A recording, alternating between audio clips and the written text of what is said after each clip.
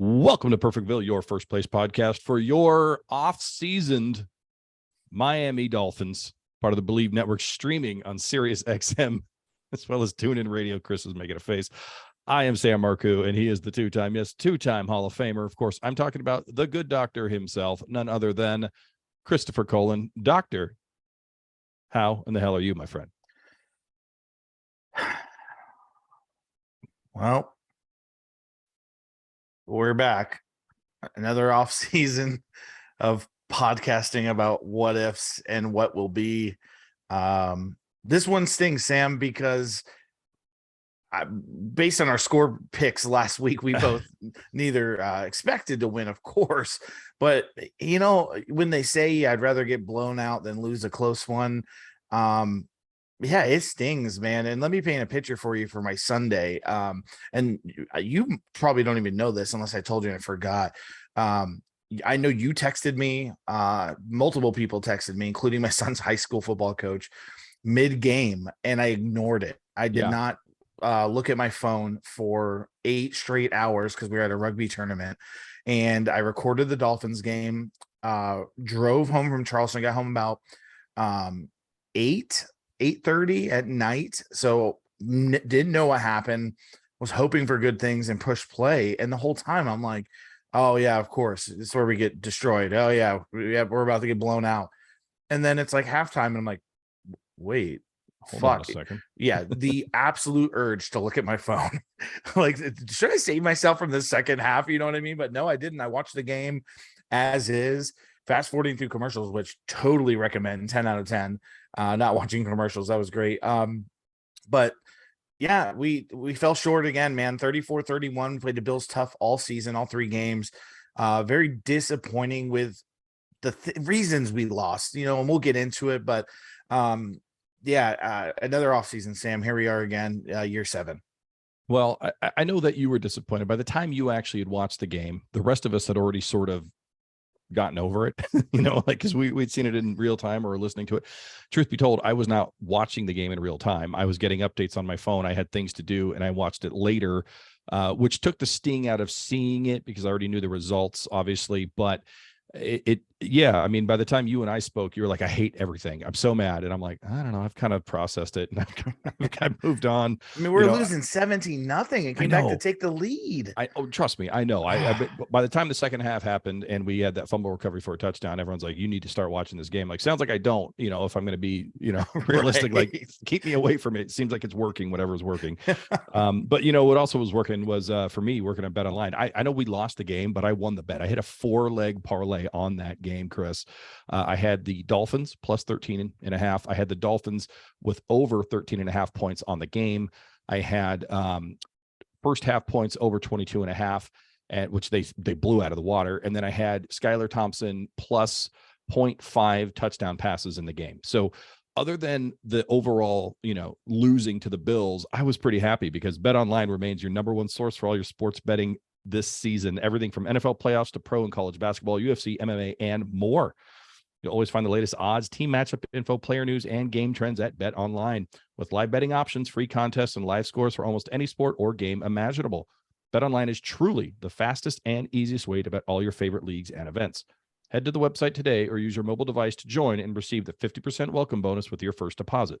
Make sure you use the promo code BELIEVE, that's BLEAV, to receive your rewards.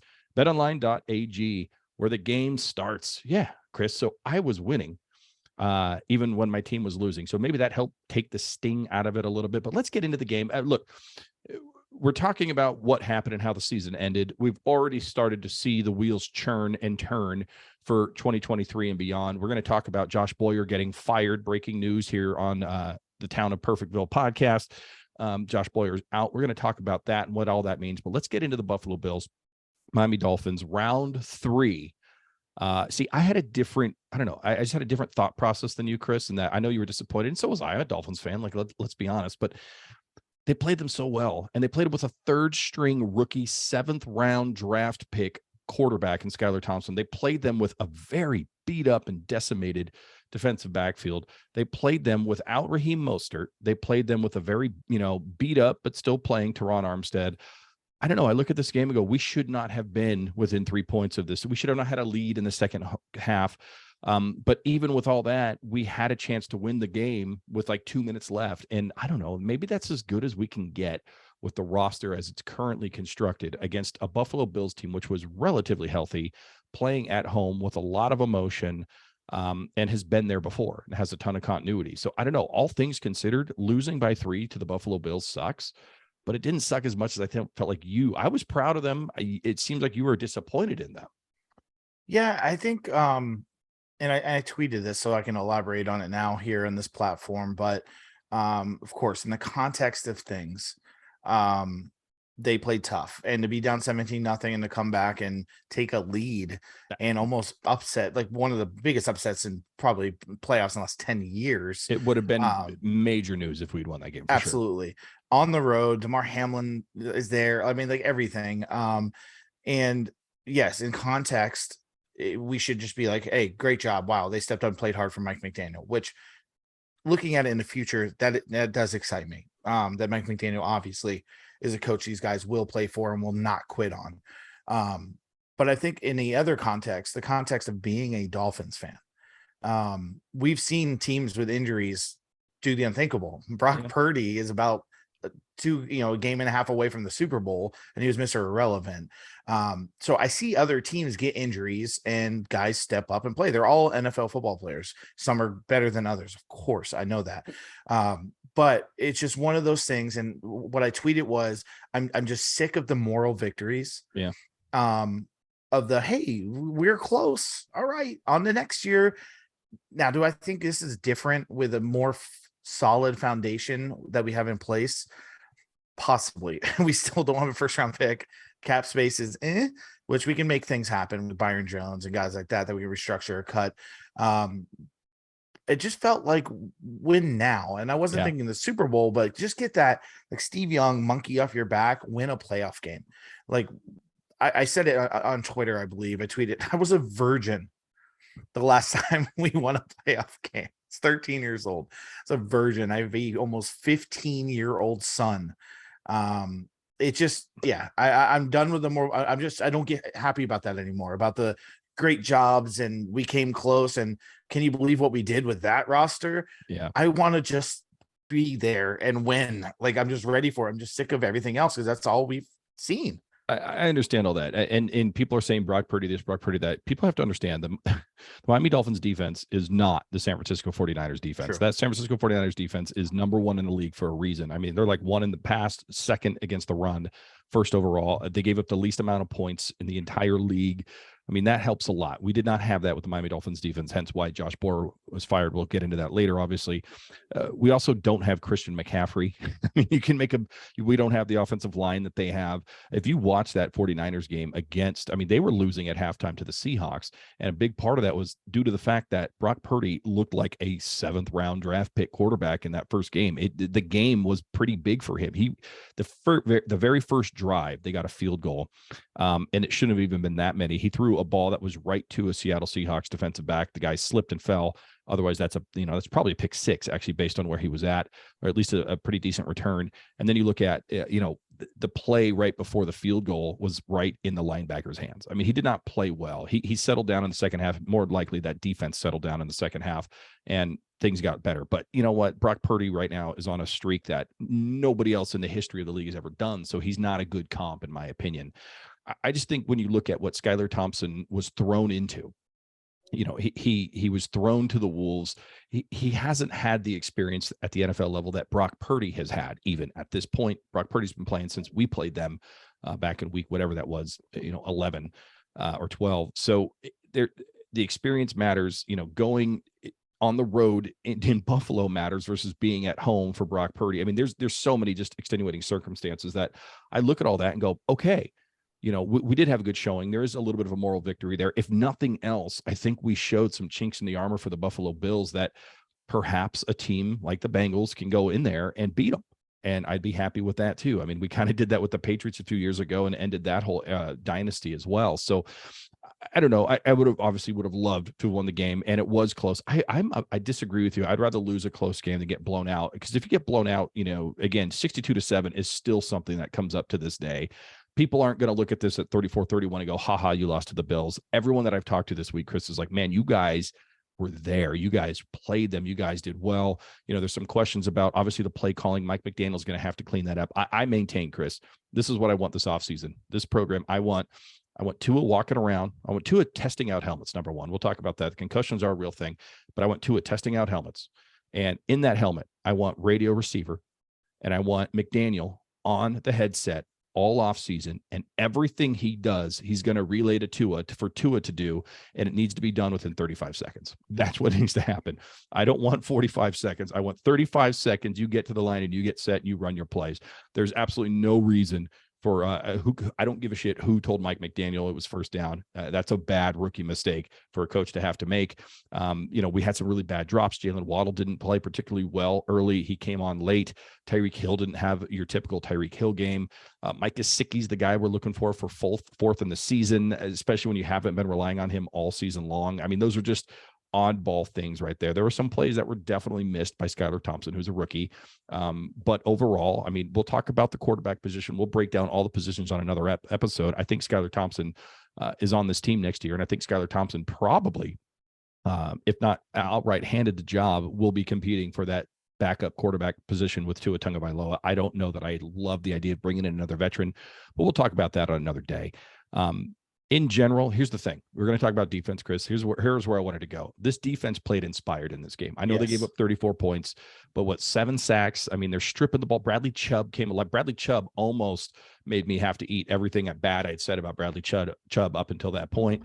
Jalen Phillips was an absolute animal. We had a couple of interceptions from Josh Allen. Christian Wilkins is getting under the skin of Josh Allen and getting people mad at him. I mean, it was what you want to see this defense play like. It was a good personality test for this defense, in my opinion. The defense did exactly what I asked them to do on last week's podcast. I mentioned superstars stepping up in big moments like this, and here's Chubb, here's Phillips, here's Wilkins, here's Howard making plays. So yes, the points are high. It's the Bills. Yeah. If Tua's a healthy Tua's a quarterback in the game, it's a shootout, and we're on to the divisional round, in my opinion.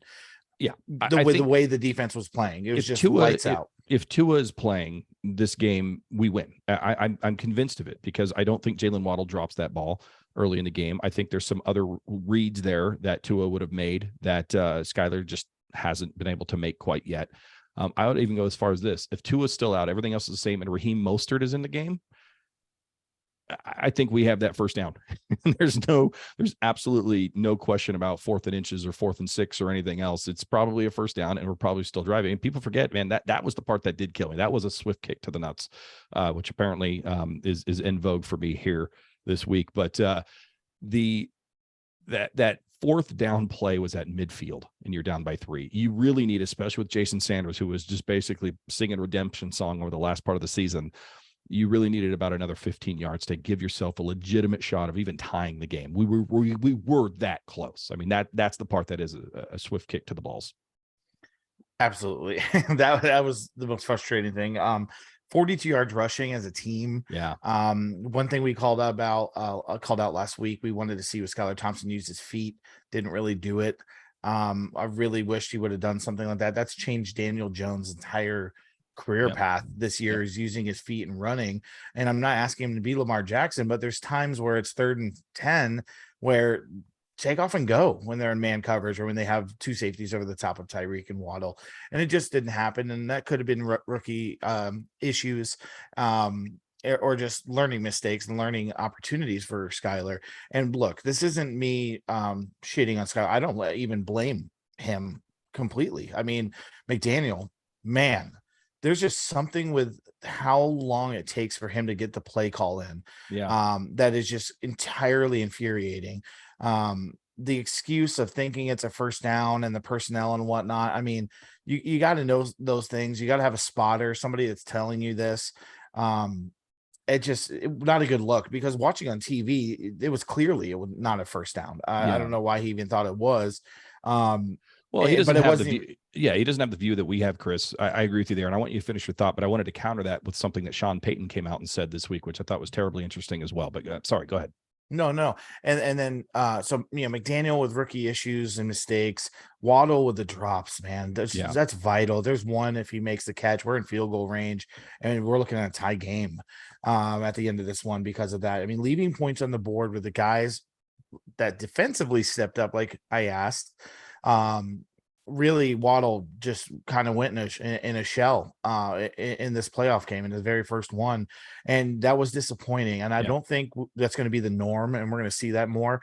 It just was a rough game for him as far as what we're expecting, what we needed from that guy, and it could be directly related to Skylar Thompson and him not having chemistry. But regardless of who's throwing the football, when it hits you in the hands, you're a Yeah. first round pick. You make that catch. Well, and I think 9 times out of 10 he does, and I think that one's going to live with him all off season. But I will say this: I thought Jalen Waddle played much better in the second half. I thought Absolutely. he came on strong. I know he was battling injuries, as a lot of the team was. Tyreek was as well, and he fought through it. And he got out there, and I commend him for that. But that first drop on that first pass was like, dude, like you said, that puts us in field goal range, and now hopefully 3-3, and you're talking about a completely different outcome the rest of the way.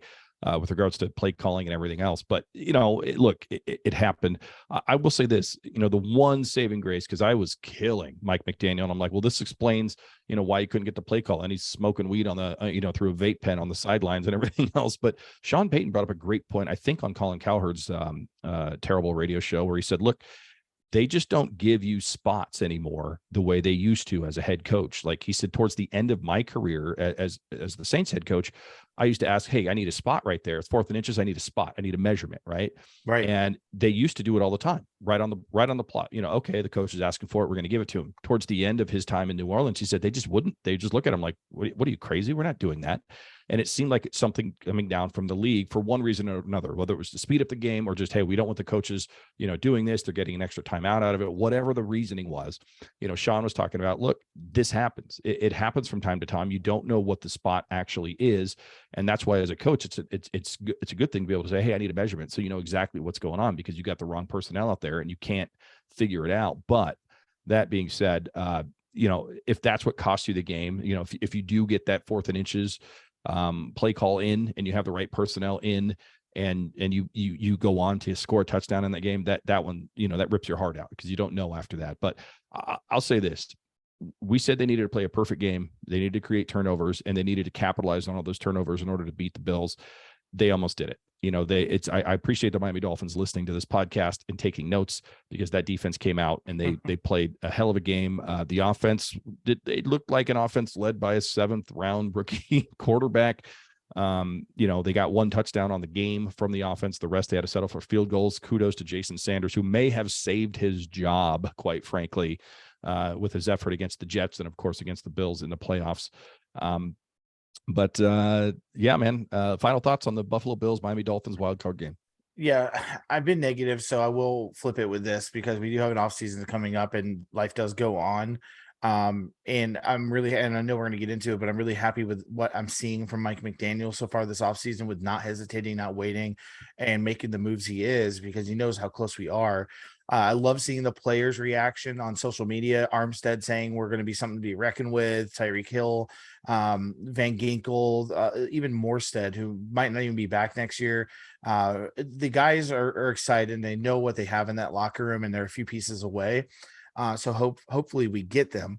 I will plant my flag now and say we have to win a playoff game in 2023. I mean, like that has to happen, or it's a complete utter failure. Like there is no other way about it, in my opinion, to just make the playoffs again. Like that's not, we're done. I'm done aiming for that. That's something we used to say in the past. And then the other thing I'll close with, as far as what I saw in my opinions on everything, we closed the gap on Buffalo. 100%. Buffalo used to, the last few years, own us. And by own us, I mean like by 50.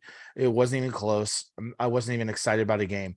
The fact that we won a game in a comeback fashion, lost barely when we had to lead late in the snow, and then lost again with a 7th round quarterback and tons of injuries in a playoff game, win or die type situation, shows we're here to challenge for the AFC East for years to come, and it's gonna be a lot of fun. Yeah, you close the gap on Buffalo. That means you've closed the gap on everyone in the AFC East. And I don't know if this was by design, but it does seem like if we can get Buffalo everything else will take care of itself. I mean, I know we lost to the Patriots this year. I know we lost to the Jets this year, extenuating circumstances, of course, but this team, I think, is primed to be good for a couple of years here. And I think that's part of the reason why we're taking a look at the defensive coordinator role as we are, which we're going to get into, I guess.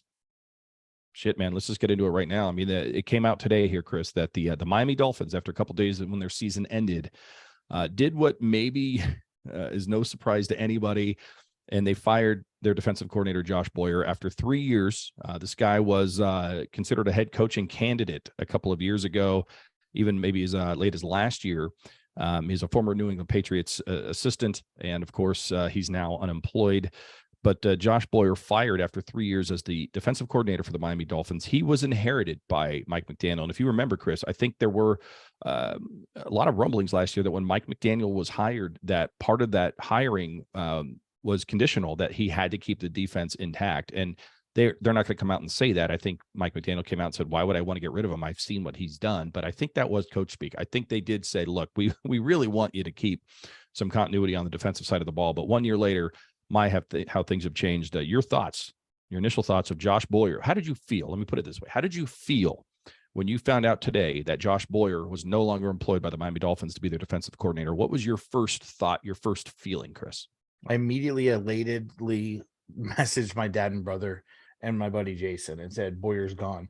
I blame all of this on him? No. Tons of injuries. I mean, just ridiculous. Byron Jones, Howard missing time, Brandon Jones being out, Needham and Rowe missing time. It was a tough season injury wise. However, the decisions made by Boyer and the lack of scheme or changes of scheme when things weren't working.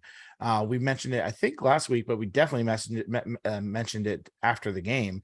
That Chargers series where he puts everybody in the end zone. I mean, like, just decisions like that. We already had McDaniel on the sideline telling him to, quote, fucking fix it. It had been an issue all year. I think it's proof that Flores was the brains behind that whole monster machine. Boyer just nice guy. I liked his exit interview. Hope he steps up and finds a place to work.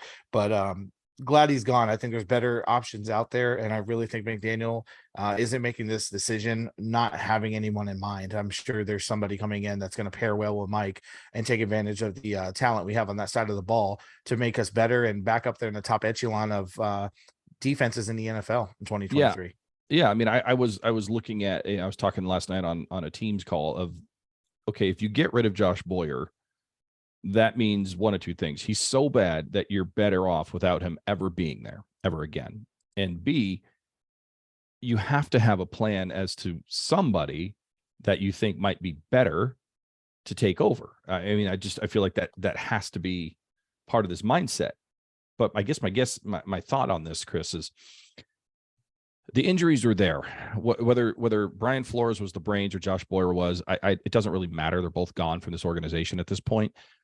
But the decision to actively, that's the only way I can say this, the decision to actively not address the linebacking issues that had been there for a couple of years is ultimately going to be Josh Boyer's downfall, because that defensive line is one of the best in the league. I would take this defensive line against anyone, including the San Francisco 49ers, who have the number one defense in the NFL. Our third string defensive tackle would start on most NFL rosters. 100% agree. The defensive backfield, when healthy, which is the caveat, when healthy, is really hard to beat. I mean, you talk about a potential of Byron Jones, Xavier Howard, Brandon Jones, and Javon Holland back there with, oh, by the way, Nick Needham as your nickel cornerback and Eric Rowe as your, third string. And the way Cater Kohu has stepped up. Exactly. I mean, so the talent was there on the bookend parts of the defense.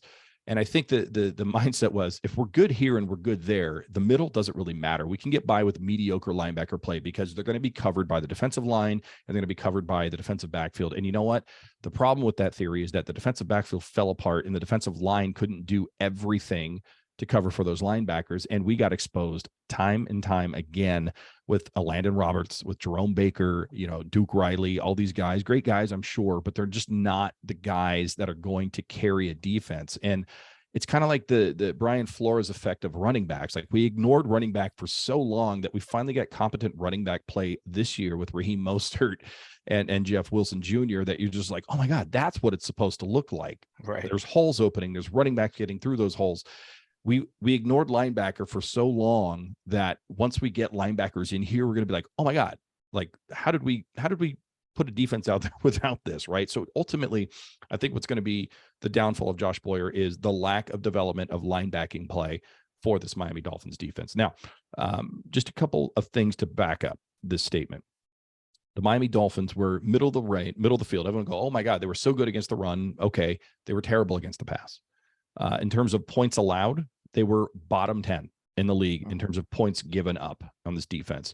Now, why does that matter? Because the people that are around them that were also giving up bad defense, giving up a lot of points, the Chicago Bears, the Arizona Cardinals, Indianapolis Colts, Houston Texans, Las Vegas Raiders, Atlanta Falcons, Los Angeles Rams. I mean, these Cleveland Browns. I mean, these are your neighbors in terms of points against on defense. That's not a good place to be.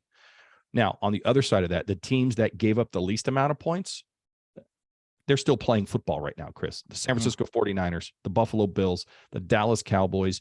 These are all top 10 defenses in terms of giving up points or points allowed. 6 of the 8 teams that are still in the playoffs right now were top 10 defenses in terms of points against. Defense matters, and the Miami Dolphins didn't have enough of it in 2022, which is why Josh Boyer was fired. And this is where I talked about the context earlier of why I felt as morally defeated as I did after the loss, where everybody else was like, hey, we played good. It's not this team. And Race made a douchey point to tweet me, be like, who are you yelling at? The logo?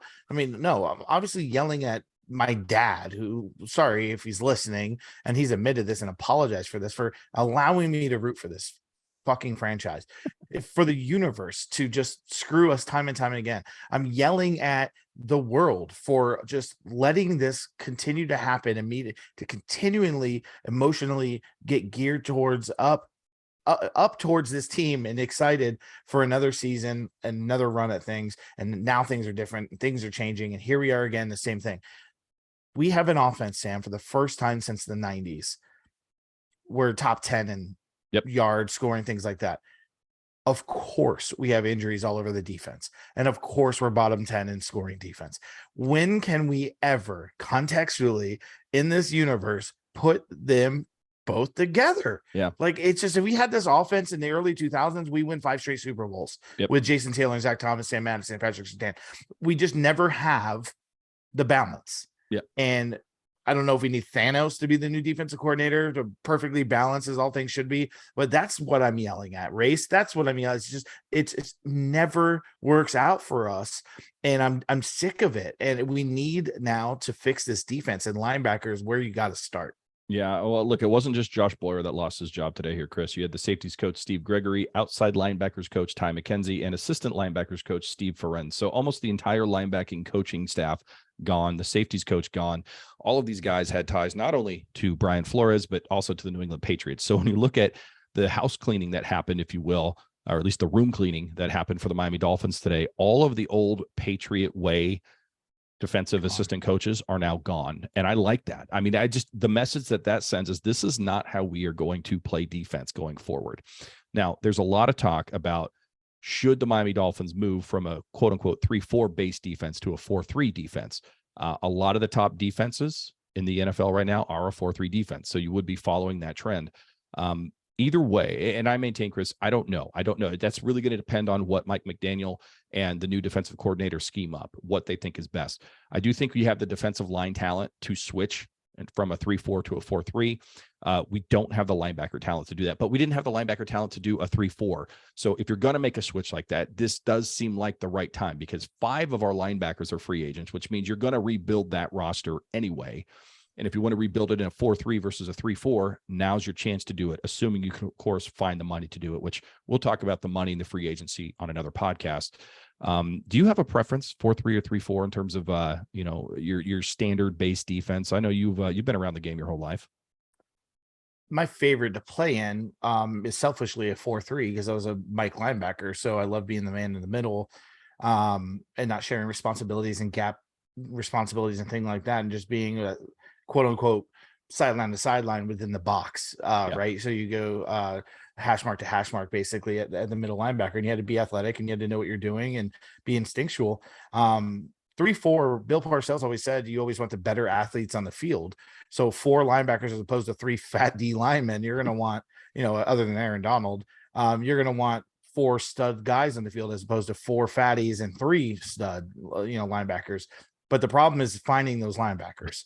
If we're running a 3-4 with Duke Riley, Landon Roberts, Jerome Baker, and Sam McGovern, we're not striking the fear of anybody. In fact, that sounds like our third quarter, second preseason game defense, honestly. So, yeah, we have to upgrade at that position. And I don't know how much cap space and draft capital we have to actually do that. So if we did switch to the 4-3, we're already strong at D end and D tackle, where we can rotate Christian Wilkins, a Zach Sealer, and a Raekwon Davis at the 2 DT spots with Phillips and Chubb at a D end pass rushing situation, and fill it in with Baker maybe and 2 other much better linebackers than Landon Roberts and Duke Riley. I mean, like, I don't think I can name a team in the NFL Duke Riley starts for other than the Miami Dolphins. Like, other than blonde dyed hair, why do I see him on my television starting in a playoff game? I don't understand anything. If you guys are hearing me laugh as you listen to this podcast right now, it's because the thought of Bill Parcells talking about needing the best athletes on the field when he is shaped like an RC Cola 2-liter bottle with tits is the most amazing contradiction I've ever envisioned in my life. And I can't stop giggling because of it. No, look, Landon Roberts had over 100 tackles for the Miami Dolphins this year. Yeah, they're all 20 yards downfield. Thank you. That's my point, is that everyone's like, oh my God, he's a 100 tackle guy. And I'm like, yeah, but the guy gained 35 yards and got tired and fell over, and Landon fell on top of him. I mean, that doesn't impress me much. He couldn't cover a pool with a tarp. Look at you. He couldn't cover a dick with a condom. Yeah. He couldn't cover a pot with a lid. He couldn't cover a running back with his body. Ha! Top that. No, I can't. He couldn't cover a bet with Bet Online. Yeah. I think that's going to be the promo for the show this year, or for this week, is that little right there. Now, what are you drinking at? What is that cup? What is that cup? This is a Miami Dolphins Tervis that I got for a Tervis. It's like a type of tumbler. Oh, keeps things cold. I like it. Can I have it? No. Oh, you can buy one. I don't want. Just go to welcome.perfectville.com.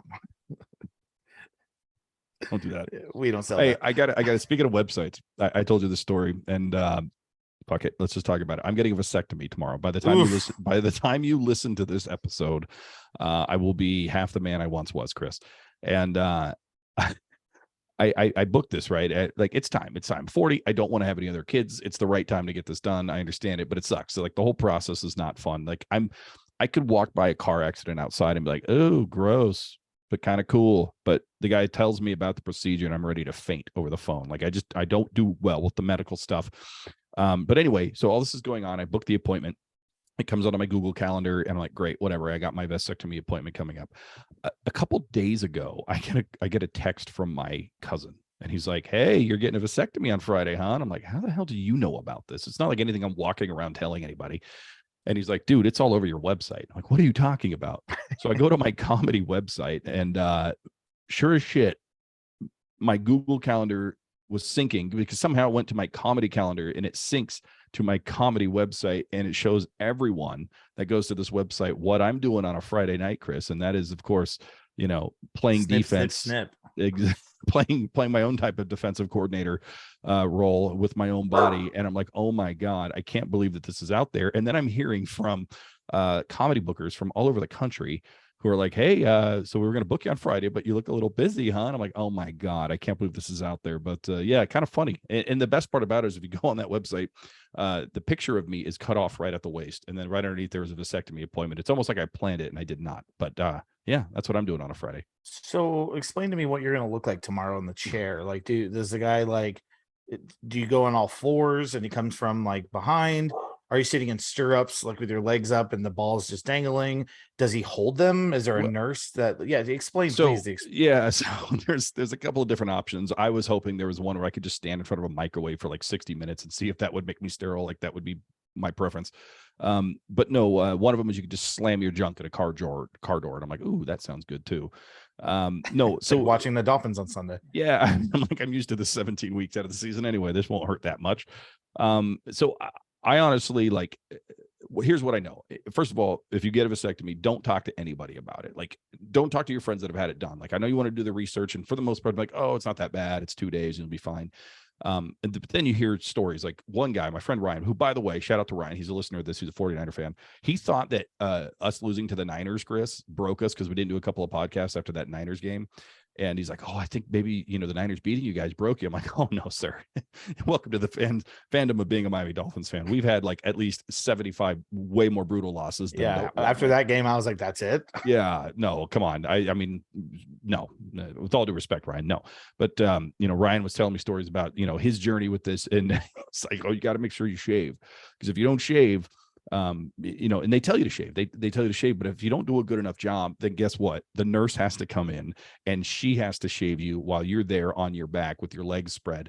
And I can only imagine like looking at the eyes of this nurse who went to nursing school, who trained to be a nurse, and her job duties that day are to shave you because you don't know how to shave your own area there. Like, my God, at that point, don't you go to Indeed.com and just find a new job? I mean, what a terrible, I would feel awful.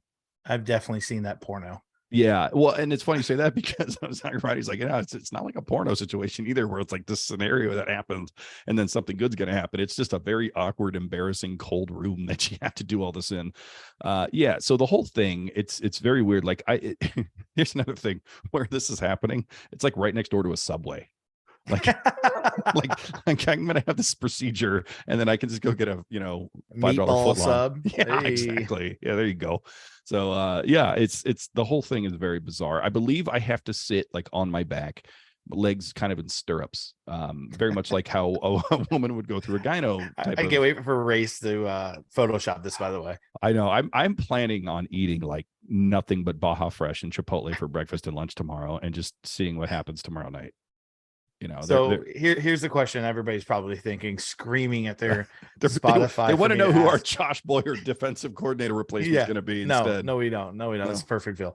Season's over, folks. Here's the deal. You're going to do the whole, slap it a couple times, rub it a little bit, make it look bigger type deal, or what's that going to look like? Here's the part that I love. They're like, look, we really want the testes and everything to be really close to the body in order for this to work. And I'm like, sweet. So I don't even have to worry about that, because like we're going to go into a cold room. I'm in a cold room. Like, I don't have to worry about it. I'm doing them a favor by everything turtling back inside of a cold room. But I mean, it has to cross your mind at some point, right? Like, you're still like, oh, this is still really weird. Like, I don't know. Is there a mule back, in the back of this office by the Subway that can just kick me in the balls? Like, right. Is there something other than this? But whatever. I mean, it'll be fine, I guess. Hopefully. If not, then there'll be somebody else in this chair next week. Well, yeah, congratulations on spitting in the face of evolution and reproduction. So listen, I don't need any more kids. Like, it's fine. Everything's fine. I encourage everybody. I hope they give me a dog call, like one of them cones that goes around my head, like after you neuter a dog. That's what I want. Like, what's the time frame of being out on this? So are you gonna be like one of those guys sitting on like frozen peas, like for a couple of days, like watching the playoffs? Couple of days, man. I'm hoping I can milk this through the Super Bowl. I don't want to. Absolutely. I don't know. I had a pretty major procedure to, like, I don't know. Everything online says you should be good in 24 hours. Like, no, I think that meant 24 days. Probably through the weekend. Like, I'll be down for the weekend, and then I'll probably back up and running in time for Monday. So this is the last Perfectville podcast with Sam Marcoux, two-time Hall of Famer, and Dr. Chris Cullen, and Sam Marcoux's properly working testicles. Properly working is a stretch to begin with, but the I just thought about this. You're a doctor. I should have consulted with you with this whole thing, and I should have had you as my personal doctor, my personal physician in the room, and you could legit, like, the doctor has no idea who I am, right? Like, I'm just another person to him. But I was asking him questions. I'm like, okay, so you're going to be doing this procedure, and I'm like, do you have allergies? It's like, excuse me. I'm like, I don't want you sneezing while you're down in that area. Like, I don't want anything wrong happening. And at You one don't have point, a nut allergy, do you? yeah, I should have said that. Damn it. Yeah, you're welcome. Well, then the other thing is he's like, look, for people that are terribly anxious, we can actually, prescribe certain pills like lithium and or not lithium, Valium. And I'm like, I need that. And he's like, oh, you're terribly anxious. I'm like, no, but if you're giving me free drugs, I'm going to take it. And he got very serious on the consultation. Like, I think we need to have a different type of conversation. I'm like, oh my God, dude, I'm kidding. But seriously, if you could just go ahead and write that prescription, that would be fantastic. You're like, I promise I'm a comedian. Look, here's my calendar. It even shows that I'm coming to see you on Friday. I'll be appearing for 2 shows on a Friday. My God. Anyway, so let's just get back into it here. Like, Of that was course, a nice naturally. little, yeah. We went off the rails a little bit, but we're coming back in. Josh Boyer's gone. The other assistants are gone. We don't know if we're going 4-3 or 3-4. That's going to be entirely up to Mike McDaniel, what he's looking for in that defensive scheme, and who he hires. So let's talk about the candidates, Chris. Who are the names that you would like to see, or the profile that you would like to see from a defensive coordinator? If not names, what are you looking for from this is what the candidate should look like? So I want to look at somebody that's a little bit opposite of Mike McDaniel, has some experience possibly as an NFL head coach that he can lean on. Someone that will come in and be a little rough and tough, but also just smart as far as the game goes, where the players will respect, but also play for. And that's going to be very important. Obviously, it's going to be somebody also that's been through some trials and tribulations, somebody that can pair well with Mike McDaniel because it's his team ultimately. Obviously, it's all everyone's talking about, and it's the top of my list as well. I'm going to throw a name out there. The guy I'm hoping for, I'm wanting for, is Vic Fangio. Yeah. Vic Fangio obviously did great things in Chicago, got promoted to head coach at Denver, was playing with Paxton Lynch and these random fucking U-Haws from like a QB, had a bad go of it and got let go. He's a great defensive coordinator with now some limited head coaching experience, where he can come into Mike and be like, dude, I wish I could do it over again and do this, and this, and be a helpful hand.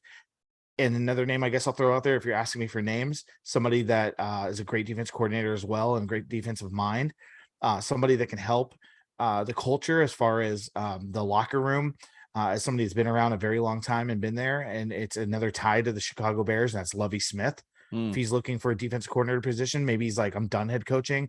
I'm going to find my niche at defensive coordinator. And then one last name I'm going to throw out there, Sam, as far as what I would think would be interesting and is complete different opposite of the first two I just said, but I think would really spark this team and spark the city. Give Sam Madison a shot. Let him be defense coordinator. It's intriguing to me. I think people would like that. It seems a little gimmicky to me to put Sam Madison there quite, right He's now. Definitely far number 3 on my list. Yeah, but I mean, he is a Mike McDaniel hire. He came back this past offseason. I know a lot of people like to give, credit to Josh Boyer for the development of Cater Kahoot, because he does have a lot of experience in finding people like Nick Needham and making them better. And I'm sure that's part of it. But Sam Madison had a ton of no names in Kansas City that he developed into decent players for the Kansas City Chiefs in their defensive backfield in terms of cornerbacks. So I could see that, because he does seem to have a knack for player development. He also played defense for the Miami Dolphins for many years and played it at a high level. So I know he understands the expectations that are needed. Vic Fangio, I think, has got to be number 1 on everyone's list. His name is attached to the Atlanta Falcons. I think he's has or will be interviewing with them for their DC role. There's a lot of rumors that DeMeco Ryans will be leaving the San Francisco 49ers to pursue a head coaching job, maybe with the Texans or the Broncos or something along those lines. And if DeMeco Ryans were to leave that San Francisco defense, Vic Fangio reuniting back with the San Francisco 49ers as their defensive coordinator seems like it would make a lot of sense too. So I think Vic Fangio is going to be a name in demand. He's obviously tied with Sean Payton, but if Sean Payton takes that Broncos job, there's no way Vic Fangio is going with him. Matter of fact, the defensive coordinator for the Denver Broncos, he's being blocked by the Denver Broncos to interview for defensive coordinator roles elsewhere in the NFL. I mean, obviously, if he goes for a head coaching job, that's different, but they're looking to hold on to their defensive coordinator for the Denver Broncos out there. So it seems to me that Vic Fangio is not going to go with Sean Payton if Sean Payton takes that Denver Broncos gig for obvious reasons. So Vic Fangio's got to be number one. Lovie Smith, it's an intriguing name. I heard that a couple times here today. Interesting. I think, depending on, first of all, Lovie Smith is like a man again amongst men. I mean, what this guy has had to endure in terms of being a head coach for the Houston Texans is something else. So I think he carries a lot of weight around behind his name. I think he's got a lot of respect that our defensive players would probably listen to him, in a heartbeat. I'm wondering though, because you look at how Mike McDaniel put together his staff on the offensive side of the ball, a lot of former players, a lot of younger guys trying to come up that can maybe run with him at the same time. I do think there's merit in having a veteran DC that has a resume right now. Somebody like a Vic Fangio just makes a ton of sense if you can afford him, if you can get him onto the staff. It seems to me that you don't fire Josh Boyer 3 days or 4 days after the season ends. You probably do it day one or day two, unless you are onto something. You think there's something out there. But I'm also surprised that if you're Vic Fangio, don't you want control over your entire defensive staff? Don't you want control over everyone that you're going to be in charge of in terms of being the defensive coordinator? Why would you just fire the Patriots people and not clear house altogether and say, Vic, this is your side of the ball? I don't know, but those are a couple names. I agree with those names. There's the guy who, the rumors are he doesn't want to be anything other than a defensive line coach. He used to be a DL coach for us. He's with the Niners right now. I get a feeling. I think Mike McDaniel likes former players to be defensive coaches, which goes back to your theory about Sam Madison. But there's also guys out there. Aaron Glenn comes to mind. He's been coaching, I think, for a few years now, played the game at a great level. I could see somebody like him getting a shot with Mike McDaniel as well. So I think we're aligned. Personally, if he could bring in Vic Fangio, which was the rumor last offseason that he'd come in, and it was just maybe too early after Vic got fired for him to come in and be that DC. He has a relationship with Mike McDaniel. That would be almost ideal. Yeah, another name I want to throw out there is current Saints defensive backs coach Chris Richard. He's a former player. Was the defensive coordinator for the Cowboys. It was under Dan Quinn. So definitely a guy I would look for, a young guy, former player, who didn't get a coordinator job last year and has helped the Saints defense, was just incredible this year, their DBs. So I could definitely see someone like him getting an interview and brought in. Another name to throw out there, no one's really talking about it, but man, he did a good job.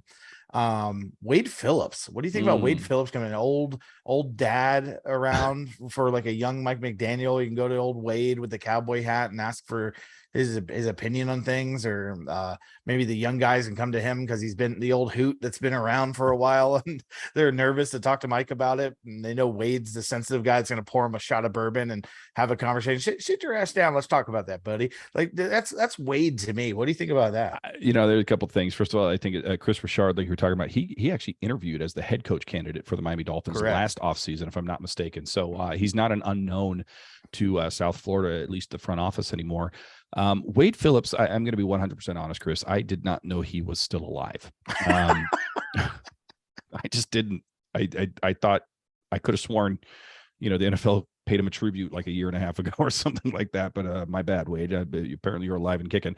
I picture Wade Phillips like Futurama, in the future, where it's just the floating head in the tube because the body no longer exists, because it's like, I could feel like Wade Phillips is just be a floating head that Mike McDaniel walks around with, on the sidelines. Like, Wade, how do we, are we blitzing on 3rd and 5? No, what are you talking about? These guys haven't been. So I don't know. Wade might be a little bit past his prime. Maybe I'm being 74 in June. Yeah. Yeah. I don't know. I mean, he's a name. He's definitely out there. It would be a lot of fun to have Wade Phillips on the sidelines, though, right? I mean, that could be a lot of fun. Just what a complete opposite of Mike McDaniel, or maybe not. Like him and McVay on the sideline was a lot of fun to watch. You get this young spunky guy like high-fiving the old man, like it's almost like you're going to shoot pool with your grandpa and like just having the time of your life. Like that was those two there. I could see McDaniel and him really doing that, and especially McDaniel just feeling confident that he can just like handle the defense and do what he's asked. Imagine like next season we have to call a random timeout and you're like, oh my God, here comes Mike McDaniel again blowing timeouts. And it's because we have to make sure Wade Phillips comes to our sideline. Like you're on the wrong sideline. Wait, that's you're no longer with the Bills. You need to come onto this side of the sideline. He's still got applesauce on his chin from the nurse feeding on that halftime. The best part about that is Wade Phillips, if he was in front of us right now, would kick both of our asses. So absolutely. I don't know why we're talking. And he totally mock you for fucking with your balls tomorrow. Speaking of which, maybe we should get my surgeon to be defensive coordinator there, Chris. I mean, he's stopping the balls from moving forward for me tomorrow. He seems like he has a pretty good game plan. What about that? Well done. Good idea. Yeah. Another name I was looking up, coaching searches. I'm going to totally butcher this. And this is probably going to be the higher, Sam, because it's just going to force us to say his name over and over again because Boyer was way too easy. But this is the defensive line coach for the 49ers. Yeah. Who obviously, talking about.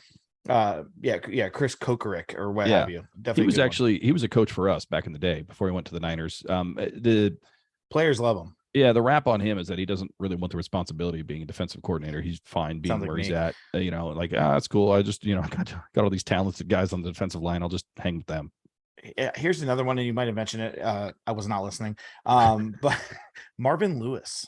I did not mention Marvin Lewis has been with Herm Edwards at Arizona State the last 2 years. He might want to get back into the NFL. Coach a contender. The guy was the Ravens defensive coordinator for years before going to the Bengals and had lots of success. Now, a lot of that was probably player driven, but respected head coach type. Definitely could see it being an option, but just throwing that out there. Imagine having to hang out with Herm Edwards for 2 years. Like, I'd want to look for a new job too. That sounds like that's hazard pay right there. You drink to get drunk. Hello. Yeah, no, I mean, look, I think everyone's looking for Vic Fangio. I'm wondering if we're going to shoot a little bit lower than that and try to get somebody who's got a little bit of the, hey, I used to play this game at a high level, not too far away from when you're playing right now, young man, type higher. But it makes sense to me to pair Mike McDaniel, who's now going into his second year as a head coach, with a defensive coordinator who can really own the defense and really just be that guy who, like you said, has maybe former head coach experience, who's been there before. How about this name? I saw this and I originally was like, no, there's absolutely no way. What about, bear with me here, Rex Ryan? What about Rex Ryan? You'd have to reverse his ridiculous veneer tooth job, because I can't even stand to listen to him talk now with the smacking teeth and just the spit coming from fake tooth to fake tooth and the obviously too white teeth on TV. Joking aside, he's a fucking hell of a coach and a hell of a motivator. If he was looking to get back into coaching, which I doubt he is, he's getting paid very handsomely to be on the Sunday morning countdown show and all that. But if he did, and he would, we better be the Hard Knocks team next year with Mike McDaniel and him. Jesus Christ. Can you imagine, all of a sudden it's like, why are all the defensive players playing barefoot? I got a process. Leave me alone. I know what I'm doing. Rex Ryan, that would mean that he would have been everywhere but the Patriots in the AFC East, if that was the case, right? So, yeah. Rex Ryan, I'm throwing that out there. Everyone wants Vic Fangio, and I understand why. That makes sense. I just feel like it's going to be a guy that we're going to go, oh, shit, him? I don't know. My gut tells me it's not going to be a name that we're even thinking about right now. Yeah, my thing is with Fangio, Mike McDaniel just needs to get out there. I hope he has somebody in mind. I know I mentioned that earlier. So if not, one thing I will say I do like about McDaniel and this decision with Josh Boyer is I'm glad he saw the whole grasp of the entire season and didn't let one decent game by our defense in the playoffs keep somebody that's a lame duck. Somebody that's on the way out. He made a decision, regardless of a good game. Just great job Sunday. Appreciate your efforts, but you still are there's the door. And I respect that about Mike McDaniel. Which tells you they probably made the decision prior to that game. Correct. And it might have been like, look, if you win the game, then maybe there's a different conversation. But, the last 3 games of the season we brought up on the podcast last week, Chris, the Miami Dolphins defense in terms of yards was number 1 in the league. However, it was against the Jets, the Patriots, and the Packers, not exactly world beaters right now in 2022 and 2023 for the NFL. So I'm glad that those games didn't sway this either. So either way, Josh Boyer's moving on. We can say goodbye to Perfectville to him. And I'm looking forward to seeing where this goes. I mean, look, the Vikings fired their defensive coordinator today. The Falcons have an opening. It looks like the Niners are going to have a defensive coordinator job, which that's got to be the easiest job in the world at this point, right? With all of that talent, you just like, I could be the coach and be like, my soon to be severed vast Denver Deferens could coach that San Francisco 49ers defense to an 11-6 record. There's going to be a lot of defensive jobs available and not a lot of coordinators that people are thinking about. I think everybody wants Vic Fangio for obvious reasons. So we have our work cut out for us if that's the guy we're going to go get. The good thing about the Miami Dolphins, Sam, and is the reason why we've been at this for a better half of a decade, half a decade, is we refuse to not give you something to talk about. So here we are. Miami loses. We should be like, oh, what do we do? We gotta wait till April for the draft. Not so fast, my friend. Yeah. We now have fired most of our defensive staff, and we are in the market. So here we go. Let's choo-choo. Speaking of choo-choo, I booked, for my wiener to get choo-chooed by a surgeon for the sake of this show, so that we had something to talk about. There will be no downtime. There is no off season here in the town of Perfectville. Happy birthday to us, 7 years old, this show, part of the Believe Network. And we'll find out. How long do you think this process will take? I'm not going to ask you to predict who will be the defensive coordinator, but how long do you think this process will take? Will we have our defensive coordinator prior to the Super Bowl being played? I was under the impression a vasectomy happens in like 30 minutes or so. I'm just kidding. For some of us, it takes a little longer. Hey, you. I hope so. We need to get this done. I don't want to keep bantering about it. There's only so many people you can talk about. We'll never know what happens until it happens. Yeah. I do hope that there's some semblance of getting a new coach in here, because the draft is right around the corner. Free agency is right around the corner, and we're going to know what the scheme looks like and what that coach's ideas are and where we're headed. So I definitely hope and think it's sooner rather than later. Well, last year during the head coach search, we said, if nothing else, we just want a fat head coach, and we went out and got the thinnest man available. Squints. Palidorus. But he eats like a fat guy. He doesn't eat vegetables, so that's how we justified it. Maybe we'll get our fat defensive coordinator. That was for you, Sorty. You stealing our bit. Bastard. But anyway, Chris, before we get out of here in the town of Perfectville, it's part of the Believe Network, presented by betonline.ag. Anything else you'd like to say? Don't forget to shave. That's just good advice in general. All right. Well, on behalf of Chris Colin, the two-time Hall of Famer, myself, and the entire Believe Network, presented by betonline.ag, the only thing left to say is goodbye to my balls and from Perfectville. Later, balls and Perfectville.